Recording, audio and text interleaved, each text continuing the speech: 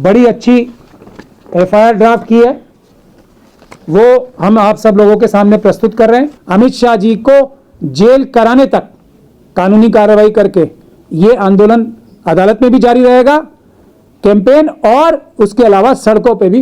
ये लड़ाई तो लड़के ही जीती जाएगी, सिर्फ अफसोस और दुख करके और सिर्फ नारों से नहीं जीती जाएगी। इसको लड़ाई को लड़ना पड़ेगा। ये बदतमीजी वाले जेस्चर, ये बेइज्जती वाले जेस्चर और ये बार बार रिपीट कराया गया भारतीय जनता पार्टी से ने करोड़ों लोगों को दिखाया।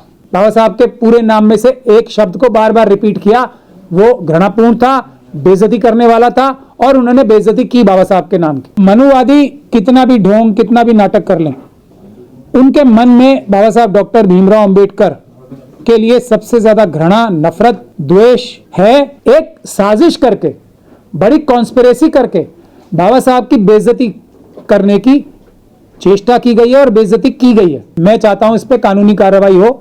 ये इस्तीफा मांगने की और माफी मांगने की बातें तो होती रहेंगी, इससे कोई मसले का हल नहीं निकलना।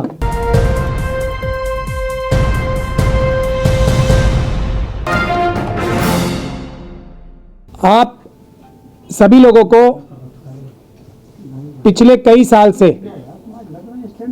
हम लोग, खास तौर पे मिशन सेव कॉन्स्टिट्यूशन के लोग, एक बात बोलते आ रहे हैं कि इस देश में दो ही वाद हैं बस।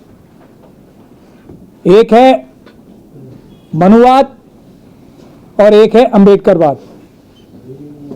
बाबा साहब डॉक्टर भीमराव अंबेडकर ने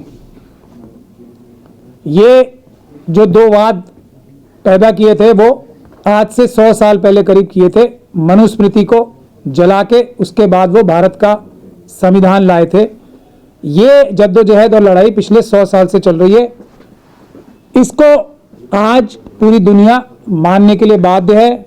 जो कोई भी तीसरे वाद, चौथे वाद की बात करता था, आज वो सब एक पेज पे आ गए। इस देश में दो ही वाद हैं, मनुवाद और अंबेडकरवाद।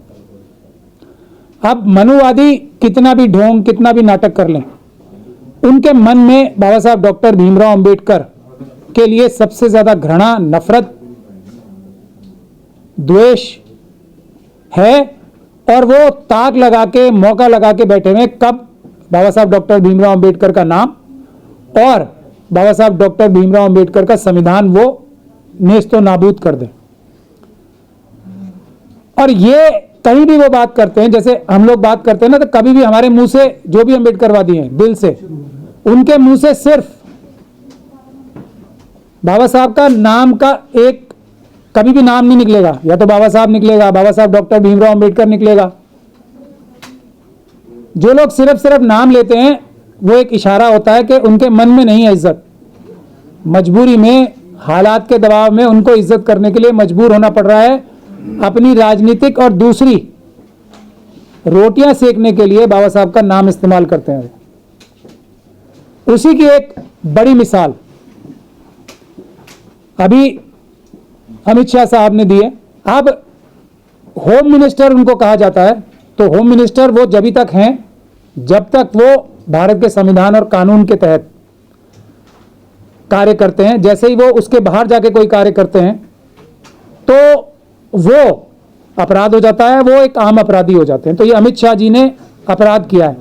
अब जो मनुवादी एक मानसिकता है, जो लोग जान के भी या माहौल की वजह से असली मुद्दे पे नहीं पहुंचते हमेशा, अभी भी क्या डिमांड हो रही है कि कौन अंबेडकर साहब की कितनी इज्जत करता है या नहीं करता है।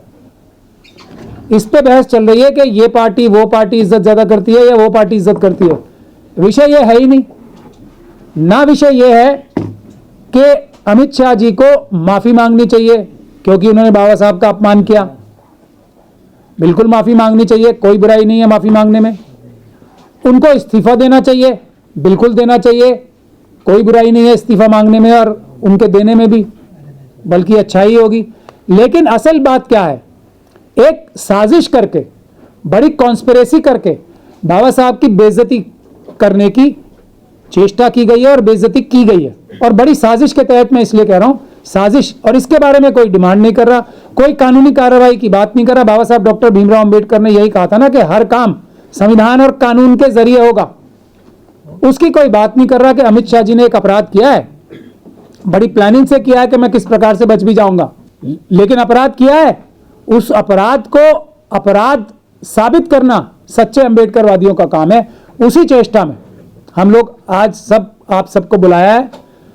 तो अमित शाह जी ने कॉन्स्पिरेसी से पहले कि मैं दयाराम भदौलिया जी के पास जाऊं आप सब लोगों को संबोधित करने के लिए, तो दयाराम भदौलिया जी मुझे पिछले 2-3 दिन से ये बोल रहे हैं, जब से एक घटना हुई है, कि इसके लिए ये सभी लोग असली बात नहीं कर रहे हैं, कानूनी कार्रवाई होनी चाहिए। तो हम लोगों ने इसके लिए दयाराम भदौलिया जी ने मुझे अप्रोच किया एज ए वकील कि मैं चाहता हूं इस पे कानूनी कार्रवाई हो। ये इस्तीफा मांगने की और माफी मांगने की बातें तो होती रहेंगी, इससे कोई मसले का हल नहीं निकलना। मसले का हल कानूनी कार्रवाई से निकलना है। तो हमने इसको स्टडी किया कि साजिश क्या है। अब साजिश यह है कि अमित शाह जी ने बड़ी चतुराई से इस प्रकार के घृणापूर्ण बेइज्जती करने वाले शब्द जो बोले हैं 6 या 7 बार, वो बोले जगह क्या चुनी उन्होंने? ऐसी जगह जहां पे इम्यून होते हैं मेंबर ऑफ पार्लियामेंट। पार्लियामेंट के अंदर कोई भी बात बोले तो उनके खिलाफ कानूनी कार्रवाई नहीं होती। ये साजिश के तहत वहीं बोली गई है बात। बाकी बाहर कभी उन्होंने अपनी किसी भी स्पीच में, ये इसका सबसे बड़ा सबूत है, इस प्रकार के हाथ हिला हिला के 6-7 बार सिर्फ एक बाबा साहब के पूरे नाम में से एक शब्द को बार बार रिपीट किया। वो घृणापूर्ण था, बेइज्जती करने वाला था, और उन्होंने बेइज्जती की बाबा साहब के नाम की। यह मुख्य साजिश के तहत था। और उसके बाद आप देखिए साजिश का दूसरा हिस्सा क्या था। उसके बाद ना सिर्फ राज्यसभा टीवी पे बल्कि भारतीय जनता पार्टी के ट्विटर हैंडल पे डायरेक्ट टेलीकास्ट किया गया, उनके सभी सोशल मीडिया उस पे। क्यों? क्योंकि इस बात को ज्यादा से ज्यादा फैलाया जा सके। ये बदतमीजी वाले जेस्चर, ये बेइज्जती वाले जेस्चर, और ये बार बार रिपीट कराया गया भारतीय जनता पार्टी से ने करोड़ों लोगों को दिखाया।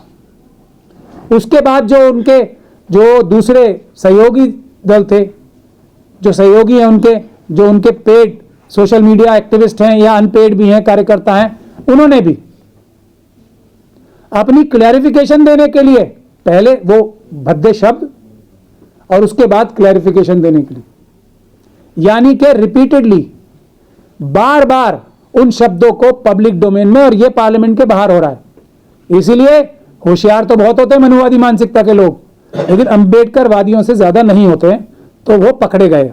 ये तो बाहर हुआ है ना सारा कार्य।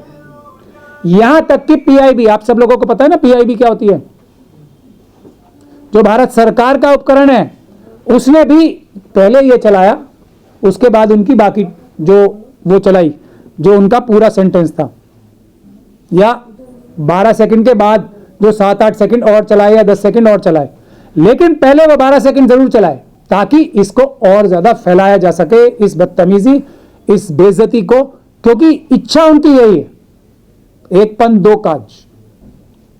तो इसलिए भदौलिया साहब ने एक बड़ी अच्छी एफआईआर ड्राफ्ट की है, वो हम आप सब लोगों के सामने प्रस्तुत कर रहे हैं। उसमें लब्बो लुआब इसका यही है जो मैंने अभी आपको बताया कि साजिश के तहत, और इसको इन्होंने ईमेल किया है, ये ईमेल कर दिया है डीसीपी साहब को, सीपी साहब को, एसएचओ साहब, पुलिस स्टेशन साउथ एवेन्यू, क्योंकि ये कॉन्स्पिरेसी कई जगहों पे हुई होगी, बीजेपी के दफ्तर में भी हुई होगी और हुई है, और अमित शाह जी के घर पे तो हुई होगी। इसलिए साउथ एवेन्यू पुलिस स्टेशन में हमने डीसीपी न्यू दिल्ली और सीपी साहब को और कमिश्नर दिल्ली पुलिस को इसकी कॉपी भेज दी गई है। अब देखना यह है कि बाबा साहब डॉक्टर भीमराव अंबेडकर के संविधान को मानने वाले, उसकी इज्जत करने वाले, कानून के रखवाले कोई पुलिस ऑफिसर देश में, दिल्ली पुलिस में मौजूद हैं या नहीं है। अब मैं ज्यादा आपका समय ना लेते हुए हम यही कहेंगे कि इस पे आंदोलन तो होना ही चाहिए, बेशक आंदोलन होना चाहिए, और आंदोलन हम सड़कों पे जाएंगे। और ये आंदोलन ऐसा नहीं होगा कि अभी कुछ दिन का ये जोश है और उसके बाद खत्म। हम अपना कोई भी कार्य एक बार उठाते हैं बीड़ा तो खत्म नहीं करते हैं, चाहे वो चुनाव में चोरी की मशीनों का हो, हाथरस का हो, दिल्ली कैंट का हो, और अभी 2 दिन पहले जो अमरोहा के बच्चे के साथ जो उसके प्रिंसिपल ने किया था उसका भी ऑर्डर आया है। तो हम अपनी इश्यूज को भूलते नहीं हैं।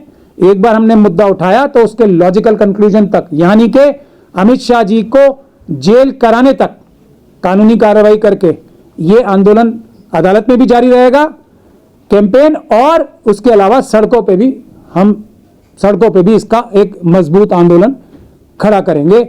लेकिन वो आंदोलन फिर जो हमारी इलेक्शन में चोरी करने की मशीन है उसके साथ साथ चलेगा, क्योंकि उसी मुद्दे की वजह से ये सभी चोरियां, डकैतियां, बेईमानियां और ये बेइज्जतियां करने के लायक आरएसएस और बीजेपी होती है। तो असली ताकत इनकी उन्हीं चुनाव में चोरी करने वाली मशीनों से, जिस ताकत को बाबा साहब ने हर एक देश के नागरिक को मालिक बनाया था ना एक वोट देके, उसको छीनने का जो काम कर रहे हैं, उस बुनियादी लड़ाई को भी हम भूलेंगे नहीं, छोड़ेंगे नहीं। अब मैं बदलिया साहब से रिक्वेस्ट करता हूं, इन्हें दुख तो बहुत है लेकिन फिर भी ये लड़ाई तो लड़के ही जीती जाएगी, सिर्फ अफसोस और दुख करके और सिर्फ नारों से नहीं जीती जाएगी। इसको लड़ाई को लड़ना पड़ेगा। और बदलिया साहब को मैं शुक्रिया भी अदा करता हूं कि देश में पूरे पहले व्यक्ति हैं जिन्होंने ये कार्रवाई की है।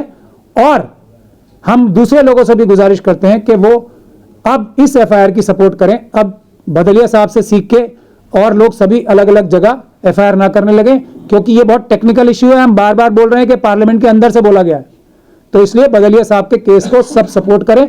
मैं ऐसा भी आह्वान करता हूं सब पॉलिटिकल पार्टी से, सभी अंबेडकरवादियों से, संविधानवादियों से, कि बदलिया साहब के इस केस को अदालत में सब मिलकर सपोर्ट करें।